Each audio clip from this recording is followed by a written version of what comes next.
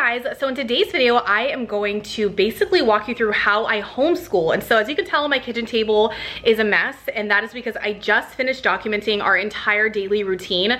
I've done 2 other videos like this in the past. I'll link them down below if you're new. So when I decided to really intentionally homeschool my eldest, my now 6-year-old, about a year ago, I was really thrown for a loop. So I knew nobody really that homeschooled other than people I saw online, probably like a lot of you guys. I have no community of people that I even know. We weren't a part of a church or anything like that. And so throughout the last year, it's been like my daily mission to figure out how the heck am I going to homeschool, because I do feel so convicted in homeschooling. And I'm so happy to finally report, after documenting here and there little bits on my channel, that I feel like I've got a handle on it. So we have this new routine in place.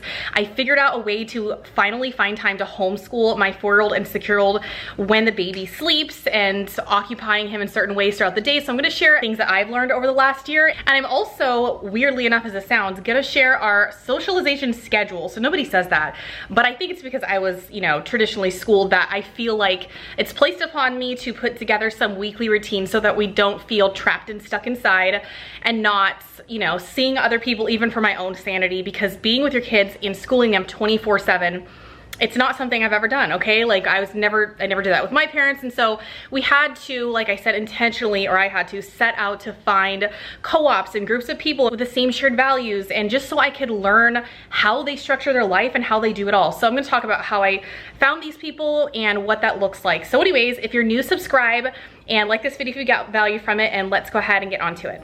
So for us, homeschool really starts around 9 to 9:30, and that is because a couple months ago, I was researching everywhere, how the heck do I homeschool with a 2-year-old? Because I mean, it's just craziness. And so I at first was looking up things on Google, couldn't find anything, and I came across Tabitha Kelly's YouTube video, which I absolutely love her, highly recommend, go subscribe to her channel. But she basically says, and something very obvious, but it's fill up their cup first. I know, duh, I should know. I'm like an almost 4th-time mom, but it just escapes me, okay? And so now I spend at least 20 minutes, 25, 30 minutes, really doing everything I can to pour into that boy so that he gives us peace and quiet for a good hour, and it totally works. And then at this point, the girls are usually playing outside. Today it happened to be raining. It literally never rains in SoCal, so that's shocking, but they got their rain boots on, they're playing outside, and I'm cleaning up breakfast and playing with the little one.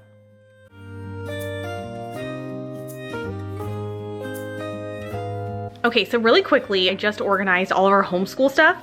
And so I have created this little system for myself that makes it so much easier, because I don't know if it's just me, if I'm messy or what, but my homeschool stuff, like the books, the curriculum, we have maids that come once a week, and they would just, if I didn't put it away, they'd scatter it everywhere, and I couldn't find anything. Everything was getting lost. So I bought these little bins from Target, and it's been life-changing. Let me show you. Okay, so I let my kids decorate them one day. That's why there's stickers everywhere, but these were in the dollar section of Target. I think this one was from the 99-cent store. And this is everything that I use on a daily basis for homeschool. So we have one bin here. This is our quiet time, or, well, it's not quiet because I like school them during the time, because I just really want to. And anyways, I'll show you guys more about that in the video, but this is for when the baby is sleeping and they, you know, we want to do more read aloud type things. We need more of a quiet environment. You know, the 2-year-old is difficult. So I do use their once quiet time to school them on enrichment stuff. But I will share with you guys what's in here in today's video, so you guys can see what's in all these bins. But this is another bin. So this is for Scarlett, my 4-year-old, and it has everything she needs. So any curriculum, like a piece of felt for her to do her math on, which I'll show you guys, some books that she can read with me. You know, we're obviously teaching her how to read right now, just because she wants to. And then this one is for my 6-year-old. The only reason there's a timer in here is because when she really doesn't, for whatever reason, feel like doing her reading, I will set the timer for 10 minutes, and she knows, like, okay, I don't have to do this forever, because sometimes just depends, you know, kids have moods, right? And so we honestly don't use this a lot because she likes to do it, but this is everything that she uses. So it's like everything: crayons, pencils, note cards, pieces of paper, even, you know, her like little reader books. I will switch them out. And yeah, this is for, I switch it out every single week. And so we even have like little counting sticks. So I'm just not, you know, a headless chicken running around. So we also use the abacus, which I absolutely love. I love how it's pastel. I know, so cheesy, but I got this one from Amazon. I will link it below. And then as far as like other things, we use, these are from Target. I think these were like $3 each. This one, I think maybe the dollar store, the cute ones from Target. And then we do have an iPad. We don't use this a lot, but I do have it because in The Good and the Beautiful, there are ways that she can basically just drag letters on the iPad in their Tiles app to help teach her how to spell. But honestly, you can do this on a piece of paper. Like, you don't need it. I'm not a huge fan of needing to find the iPad, but I do keep it with everything. The other thing we have is just more enrichment stuff. So this is like music. So we do this maybe like once or twice a week. It's not like, it's just for fun, just to teach them notes and soprano and bravado types of things. And so we do this with the baby because he likes to bang on them. And yeah, anything else as far as like books, I just keep in another section. So like their little readers, I have like a huge black bin of those, and I don't know, like more read alouds I keep in my room, but this is the stuff that we use on a daily basis. So the first thing I do is I sit down my 6-year-old and my 4-year-old on the couch. So we used to homeschool at the dining table, but I don't know, it just felt stuffy, and we all got over it really fast. I like to sit cozied up next to them and really have easy access to looking over their work. So the first thing we do is the hardest subjects first. Or the subjects that they don't want to do the most. Now, with that being said, I am definitely not, I don't know, but I feel like I'm not a traditional homeschooler mom in the sense that I don't force my kids to learn things they don't want to learn. I know, shock horror, right? I have like an eclectic mix of philosophies going on in my brain, and my husband does as well. So a part of us, we really like the Charlotte Mason philosophy because it's heavy literature based, lots of read alouds, lots of enrichment activities. But at the same time, my husband and I just got done reading a bunch of books on unschooling, probably like, I don't even know, 10 to 12. And we're really second guessing what we're doing. So I'll link all my resources, like all the books that we read, down below. And so basically the philosophy of unschooling, which we're sort of leaning towards, is nothing's going to stick with your kid if they don't want to learn it. Okay. And this is why I homeschool in the first place, is because I was traditionally schooled, and all the stuff that I regurgitated and spit out on a test just to get a passing grade, I threw in the mental trash bin. I talked about this in another video, and I'll link that one in a card up above and down below so you guys can watch why I homeschool in the first place and my explanation reasoning for that. But basically, when my specifically 6-year-old on the left there, when she is really not wanting to learn like addition, I give it my best and I say, let's get through this. We can do hard things. You know, I really try. But if she is just wanting to learn something else, like if she's wanting to play, if she's wanting to go and, you know, study, so I ask her, like, what would you rather be doing? What would you rather be learning right now?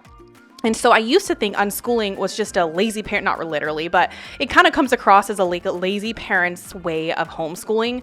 I thought it really was just kids that were like bare feet, like straight stereotypical, you know, running around in the backyard and like not learning anything. That is not what it is. But basically what I've come to realize is that it is such a powerful and effective way of teaching your child, because when a child, like I said, wants to learn something, they will be fully enveloped in it, fully engrossed in it, and they will go deep. And it's more important for them to be a master of whatever the thing that comes natural to them than like most school systems, you know, create, is a person that dabbles and knows a little bit, skims off the top of the surface of every subject, and they're not that good at any one given thing. And so, like I said, some of my kids are going to be better at math. Some of them are going to be better at art, but I want to give them time, freedom, and the creativity opportunity to really dive into those things. And so, yes, this is our schedule. No, it does not look the same every single day. I really just go toward their interests. And I know we have plenty of time to quote unquote catch up, although I do not believe in falling behind. So really the only shared subject that I do with them is math, because it's pretty easy. We use the counting bears or like Cheerios to represent numbers. And so yeah, we're working on addition and subtraction, the basic things. But then I individually take each of my girls into my bedroom because we have a small house. It's the quietest place in the house.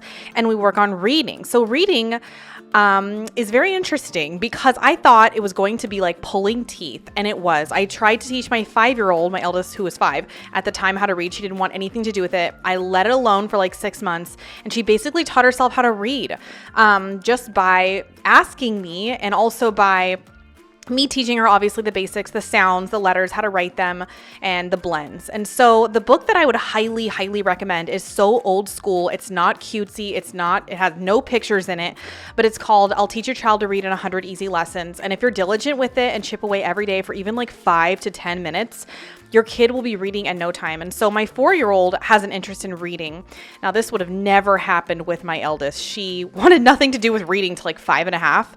But my 4-year-old wants to be like her older sister. And so we're working on sounds, and blends right now. And she's reading beginning words. I feel like that's really young, but she wants to do it. I think she just likes to be with me, honestly. So we do this in my bedroom, and then I didn't film Annabelle, but we do switch, and then I do the same thing with Annabelle. And really, I just have her read to me at this point, level 1 and level 2 readers. So the next thing that happens is we usually play outside for like an hour or 2. This is where we either go to a homeschool co-op, or, sometimes they have swim lessons, or we travel to the beach. I mean, it's only like 20 minutes away, so we'll do that, or we'll go to different parks, and then we'll come back together as a family and have lunch. So today we had chicken salads that were really bomb. But the reason why the video is kind of going over this length, normally I feel like homeschool routines are just like mornings, but I have given up the quote unquote quiet time to do enrichment activities because I absolutely love it. It's my favorite part of day, even though it sounds so cheesy, because this is where the baby's asleep finally, and I'm able to dedicate a concentrated amount of time to read alouds. And so this is based off of like the Charlotte Mason morning, I think they're calling it morning basket now, I don't know, but basically it's where, again with that same word, but you give your kids like a smorgasbord of learning opportunities, and you introduce multiple different subjects in a condensed period of time. And yeah, it's at first I was like, whoa, this is a lot, but they absolutely love it. And funnily enough, I'll link everything down below, like I said, but they all tie into one another. So right now we're learning about Pharaoh, then the history lessons on Egypt, and lots of different things. So the other thing we do is I don't call it quiet time, I call it tea time, because they get so excited. So we have tea. This is like their afternoon snack, and just helps them, do something with their hands while I'm reading.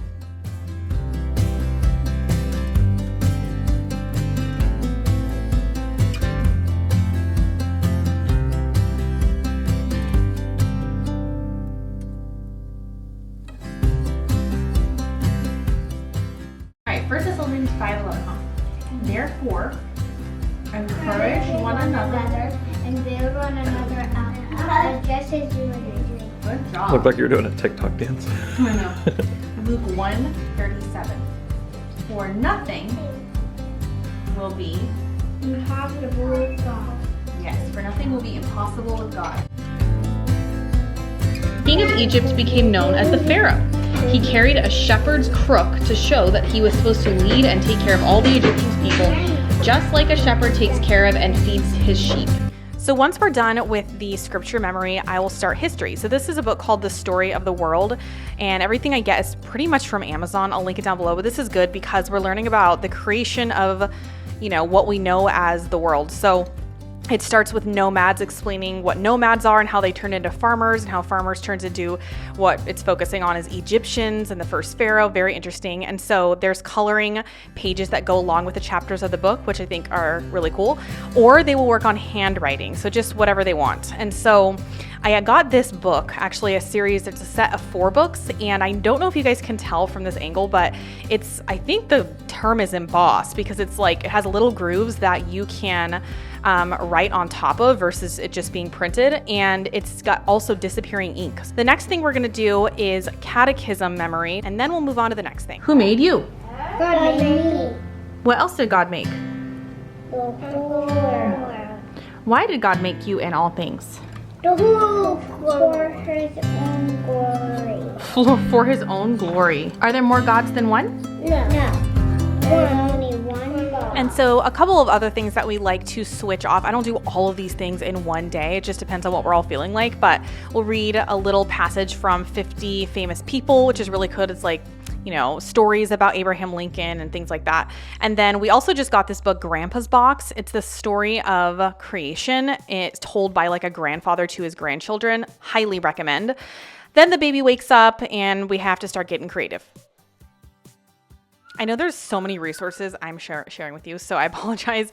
But something else that we were doing, and we kind of took a break, but it is Laying Down the Rails. It's a habit training book from Charlotte Mason, and I really like that one because it's really helped me train my children to do all their chores. The biggest reason why they like this tea time, is what they call it, is because I saved the absolute best for last, and we read Chronicles of Narnia. So I have just introduced them Chronicles of Narnia, the whole series. At first, I thought maybe they were too young. I don't know. I omit some of the stuff that's a little too strong. I don't want them to get, you know, overly scared, but I feel like it's an amazing book series because it represents good and evil, and it ties in all of the other lessons and all of the other literature that we're reading. And so we're starting with the first book right now and then working our way through the series. So for those of you guys who are still around and you don't know, I actually have created a new podcast called The Modern Housewife and a brand new YouTube channel where I host it on. So I'll link it down below where you guys can subscribe, listen to the podcast, let me know if you like it. But basically in my latest episode, or one of my latest episodes, I talked about,